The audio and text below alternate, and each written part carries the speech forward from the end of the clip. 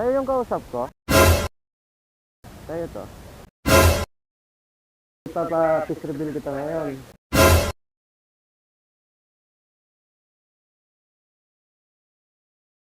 Mga boss, meron tayong pupuntahan ngayon. Isang nag-PM sa atin. Ma'am, kayo yung kausap ko, ma'am? Kayo yung kausap ko? Kayo to. Wait lang, ma'am. Ayusin ko lang, ha. Malilit ka na? Malit ka na?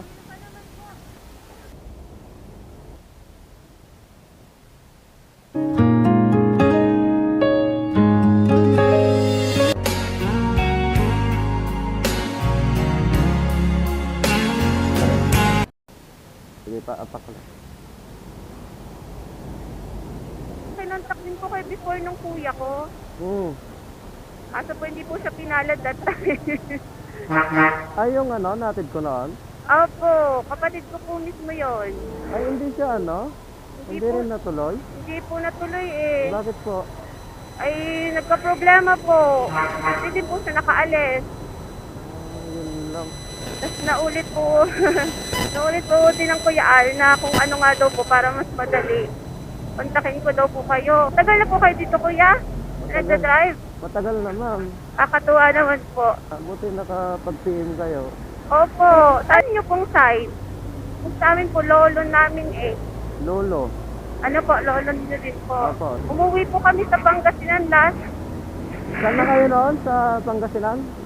Anda po, Oo nga, Tundol. saan pala? Tundol po. Ah, Tundol. Tundol. Oo. Umuwi po kami last December. Sabihin, magkamag-anak talaga tayo. Opo. Lolo eh. Opo. Ganda naman itong ano ko, kamag-anak ko. Nagkakakita-kita po pagka ganito. First time ka ba dyan o pala ano na, pabalik-balik ka na First time ko lang po. sa ibang bansa? Nag-try po ako before sa Singapore. Hmm. So, ano po yun, parang direct. Hindi din pinalad.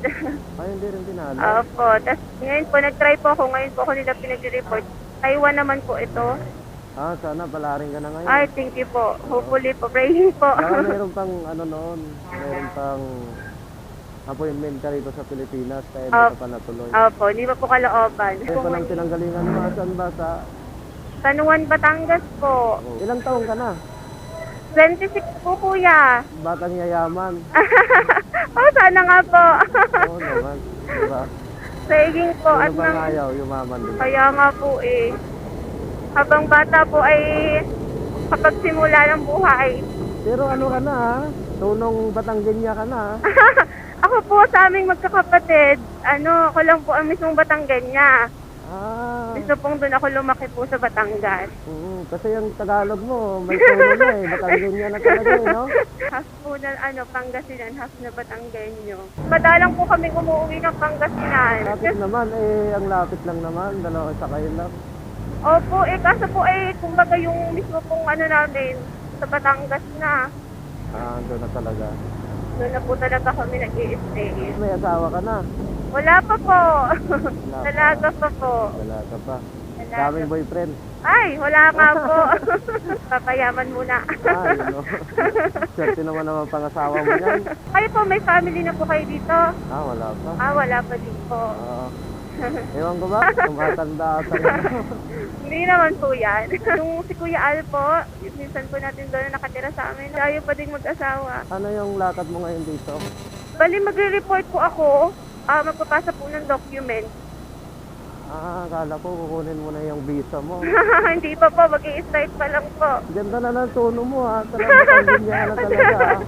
Yung mga term po, Pero alam mong magbulinaw ka. Hindi po. Nag-uusap-usap po sila sa bahay. Mga ilang terms lang po yung naiintindihan ko. Ang kapatid mo, yung niatid ko noon, Apa. mayroon siyang alam sa bulinaw eh. Ano po yun? Doon po siya lumaki. Bulinaw talaga siya eh. Apa. Nagkwentuhan nga kami, bulinaw eh. Doon po siya mismo lumaki sa lola namin. Tapos after high school na po siya ata umuwi ng Batangas noon. Kaya po paano siya magbulinaw. Ako po wala talaga. Iba tayo. Anong ina-applyan mo doon sa Taiwan? Ano kuya? Ano po, factory worker. Factory. Opo.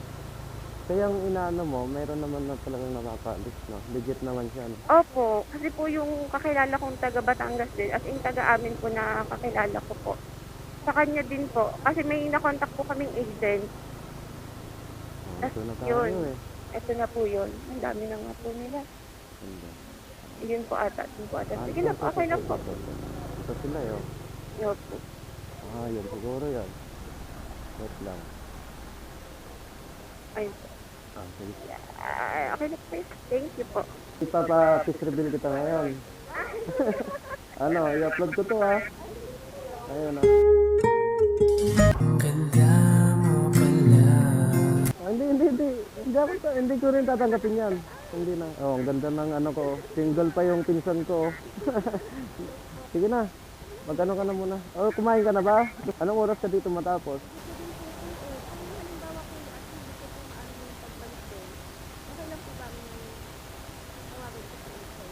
Sige, try mo lang. Mga anong oras kaya sa palagay mo dyan? Baka buong araw yan. Baka buong araw.